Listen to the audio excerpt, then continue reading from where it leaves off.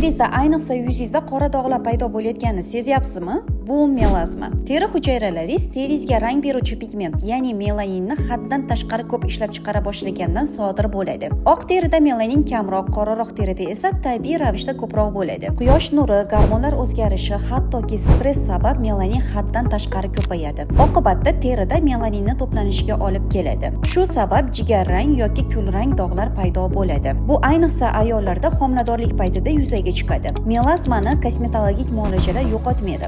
Kimdir lazer qildiradi, kimdir oqartiruvchi ukollar. Lekin ta'siri 1-2 oylik. Dog'lar yana qayta yuzaga chiqadi. Sababi bu muolajalar melaninni bloklamaydi. Melaninni bostirish uzoq vaqtni talab qiladi. Buning yagona yechimi doimiy ravishda melaninni bloklovchi kuchli mahsulotlarni ishlatib yurish. Sizda shu muammo bo'lsa, kommentariyada melanin so'zini yozing, biz o'zimiz siz bilan bog'lanamiz va inshaalloh birgalikda ekranda ko'rib turgan natijalarga erishamiz.